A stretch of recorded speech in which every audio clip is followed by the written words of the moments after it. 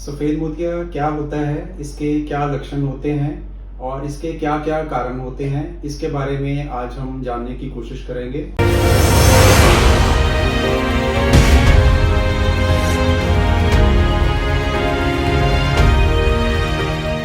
सफ़ेद मोतिया क्या होता है, इसके क्या लक्षण होते हैं और इसके क्या-क्या कारण होते हैं, इसके बारे में आज हम जानने की कोशिश करेंगे। हमारे साथ आज डॉक्टर अमित दशमेश आई सेंटर में उपस्थित हैं, जिनका ओवरऑल 15 साल का एक्सपीरियंस इस फील्ड में है। He is a phaco surgeon. आइए आज सफ़ेद मोतिया के बारे में कुछ इनसे जानकारी लेते हैं। डॉक्टर साहब, सफ़ेद मोतियाबिंद क्या होता है ये? सफेद मोतियाबिंद हमारी आंख के अंदर एक भगवान का बनाया हुआ नेचुरल लेंस होता है, जो बाहर से लाइट आ रही है उसको फोकस करके जो आंख का पर्दा होता है, जिसको रेटिना भी बोलते हैं, उस पे फोकस करता है। वहां से इमेज बन के हमारे ब्रेन को जाती है। तो बेसिकली ये एक मैग्नीफाइंग ग्लास टाइप चीज होती है। ये बिल्कुल इसका होता है, ट्रांसपेरेंट होता है। इसका मतलब पानी जैसा रंग जिसको बोलते हैं हम, जो नॉर्मल ग्लास जैसा वो होता है, ताकि इसमें से लाइट पूरी निकल के रेटिना तक पहुंच सके।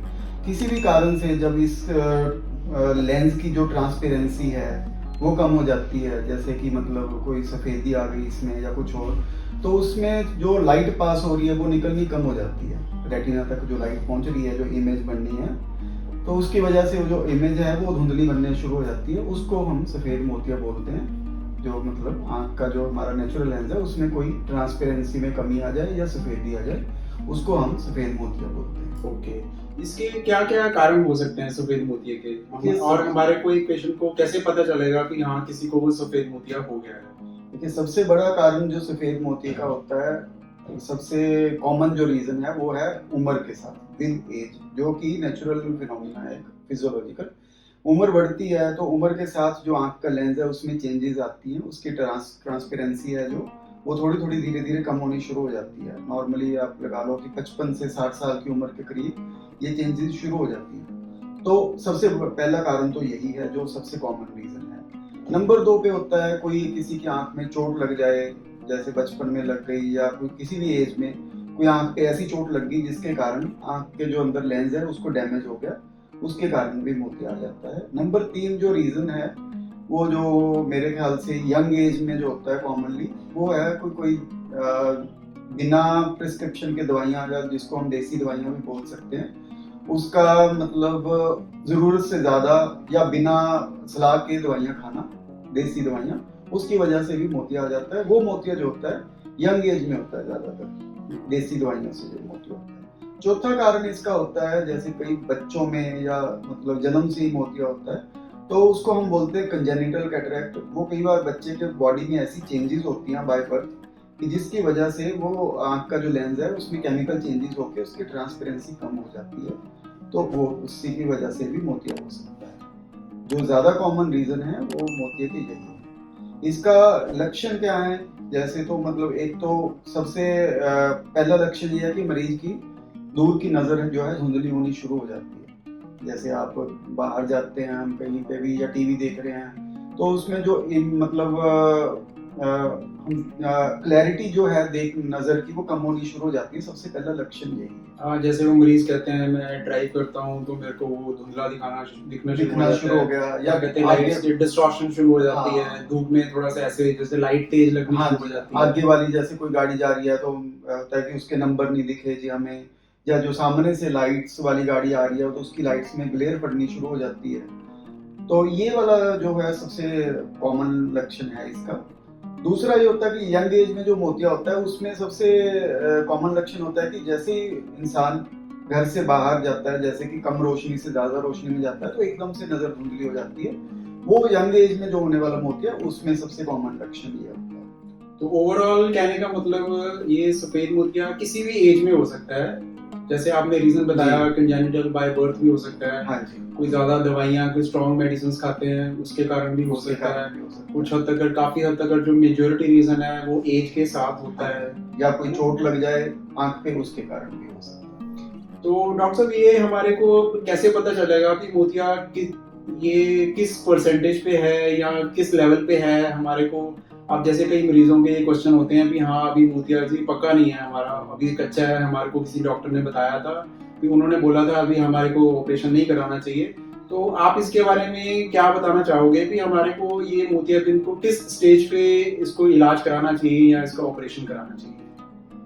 तो मोतिये का जो होता है कि स्टेजिंग या कहें कि हम कि किस स्टेज पे या कौन सी परसेंटेज है, बेसिकली सबसे पहला लक्षण तो ये है कि इसको पहचानने का मरीज को अपने आप जज करना चाहिए कि उसकी नज़र कितनी धुंधली हो रही है।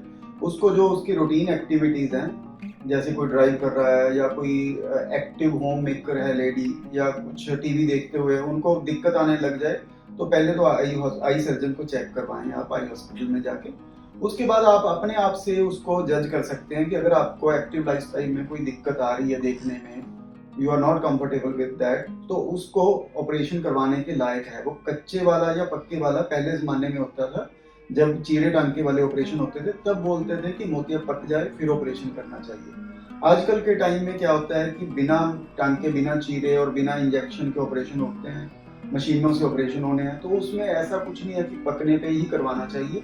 जब हमें लगे या ऐसा मतलब नज़र में हमें कंफर्टेबल नहीं हो पा रहा, चश्मे के साथ भी नज़र ठीक नहीं आ रहा, या हमारी जो रोज़मर्रा की लाइफ है उसमें हमें दिक्कतें आ रही हैं, तो सबसे सही टाइम होता है उस टाइम ऑपरेशन करवा लेना चाहिए। उसको ये नहीं कि पकने की उसकी वेट करनी चाहिए।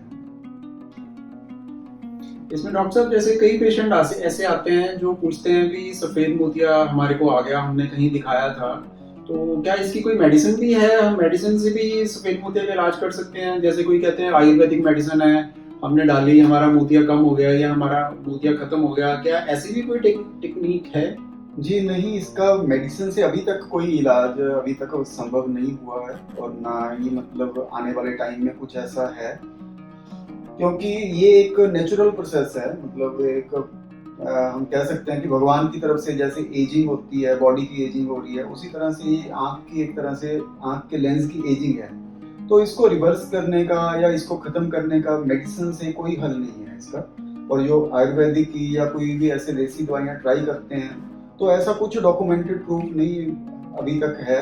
लोग यूज़ करते हैं, चलो कई बार कुछ एरियाज में जहाँ पे थोड़ी इग्नोरेंस है लोगों में, या जिनको असेस नहीं है हेल्थ सर्विसेज का, वहाँ पे लोग यूज़ कर लेते हैं, पर उसका कुछ ऐसे फ़ायदा नहीं है। मतलब कई बार ऐसा ज़रूर देखा है कि ऐसी दवाइयों से नुकसान ज़रूर हो जाता है, या तो मरीज़ उसको लेट कर लेता है ऑपरेशन को, या फिर मोतिये की हालत ज़्यादा खराब हो जाती है। यहाँ कहने का तात्पर्य है, ये कह लो कि साइकोलॉजिकली मरीज को ये रहता है कि चलो ठीक है मैंने दवाई डाल ली और मेरा मोतिया नहीं बढ़ेगा, ये कह सकते और इसी चक्कर में वो करते करते इतना लेट हो जाते हैं, कई बार वो मोतिया मोतिये का इलाज भी उसमें फिर पॉसिबल नहीं हो पाता।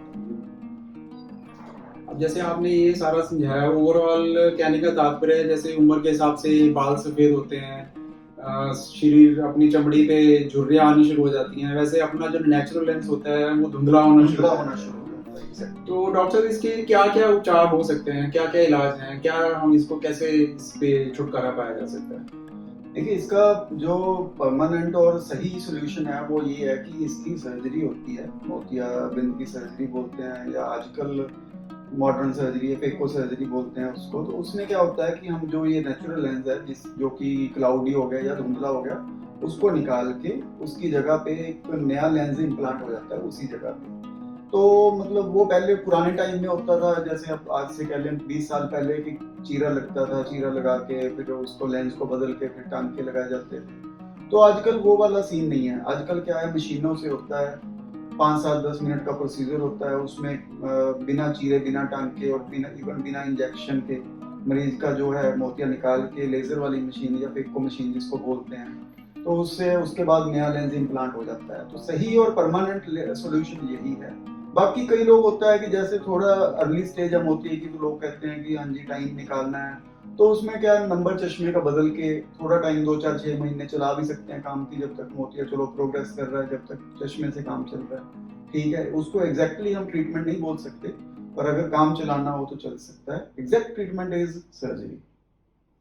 ओके डॉक्टर साहब, अब जैसे बताया आपने एग्जैक्ट ट्रीटमेंट इसका सर्जरी है, तो इसमें जैसे पहले टाइम में वो इतना बड़ा चीरा लगाते थे, पहले उसके थ्रू लेंस डालते थे, तो आज की डेट में जो मॉडर्न टेक्नोलॉजी फॉलो करते हैं तो उसमें ओवरऑल रिकवरी में कितना टाइम लगता है? मतलब जैसे सपोज किसी मरीज ने आज सर्जरी कराई तो उसमें उसको ऑलमोस्ट कितने टाइम का परहेज रखना पड़ेगा? जैसे कहते हैं मेरे पास टाइम नहीं है, लोग इसी चक्कर में उसको बहुत डिले कर देते हैं कि जब मेरे पास टाइम होगा तब मैं ऑपरेशन कराऊंगा। तो आप क्या लोगों को बताना चाहोगे इसके बारे में? हाँ, ये बिल्कुल सही बात है आपकी। इस मामले में लोगों में मतलब बड़ी मिसकंसेप्शन कह सकते हैं, गलत फहमियाँ जो पुराने टाइम से चली आ रही हैं। पुराने, जैसे आपने बोला, पुराने टाइम में क्या होता था, बड़ा चीरा लगा के मोतिया निकाला, फिर लेंस डाल के टांके लगा देते थे। उसके बाद मरीज को एक हरी पट्टी या चश्मा दिया जाता था। उसको बोलते थे कि 40 दिन रोशनी में नहीं आना, पानी नहीं लगाना, और कुछ ऐसा खाने पीने में नॉर्मल सा दलिया खिचड़ी टाइप खाना है। तो वो चीजें अब काफी टाइम हो गया चेंज हो चुकी हैं। अभी क्या होता है कि जैसे ये मतलब सॉर्ट ऑफ एक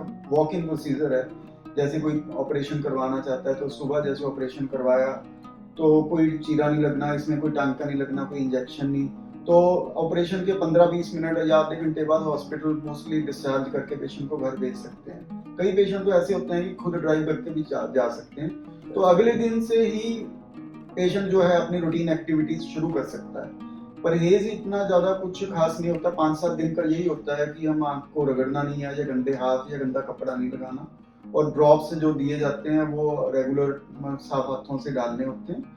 इसके अलावा और कोई ज्यादा ना कोई खाने पीने का परहेज होता है। नेक्स्ट डे से पेशेंट टीवी देख सकता है, ड्राइव कर सकता है।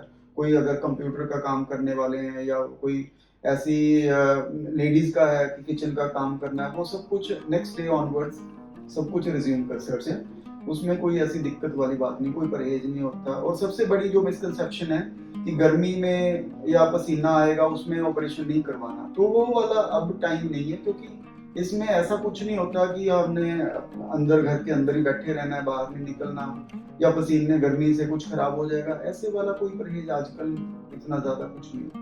ओके, तो ओवरऑल ये ऑपरेशन में कितना समय लगता है मरीज को ऑपरेशन कराने में?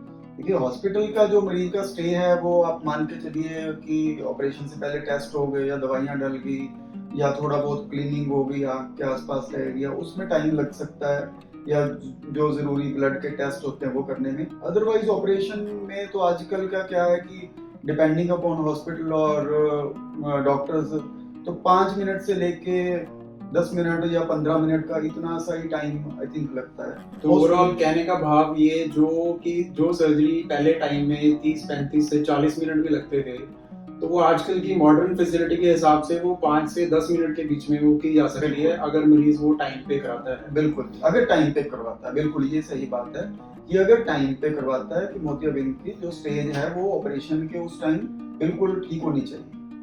तो ये यूजुअली कई बार मरीज आते हैं वो डरते हैं ऑपरेशन करवाने से, बट कईयों का ये भी क्रॉस क्वेश्चन होता है कि अगर हम सर्जरी ना कराएं तो क्या होगा? तो आप इसके बारे में क्या कहना चाहोगे? सर्जरी ना कराने का देखिए ऐसा है कि मोतिया जो मतलब जो लेंस है जिसमें मोतिया आ गया, तो वो टाइम के साथ धीरे धीरे एक तो सख्त होता जाता है, जैसे हम एजिंग कह रहे हैं, सख्त हो गया, और दूसरा उसका जो ट्रांसपेरेंसी है, जो क्लाउडीनेस है, मतलब वो बढ़ती जाती है, ट्रांसपेरेंसी कम होती जाती है। तो विद टाइम क्या होता है कि ये चीज जो लेंस है फूलना शुरू हो जाता है आंख के अंदर। तो फूलने के 2 नुकसान होते हैं, एक तो उसमें नजर बिल्कुल बंद हो जाएगी, दूसरा जब ज्यादा फूल जाएगा जरूरत से ज्यादा तो आंख में काला मोतिया बन जाता है। तो जब काला मोतिया बन गया तो मरीज की आंख में एकदम से दर्द शुरू होगा, बहुत ज्यादा दर्द होगा, जिसको कि सहन कर पाना भी मुश्किल होता है। और उस स्टेज में क्या है, सफेद मोतिया और काला मोतिया दोनों बन गए।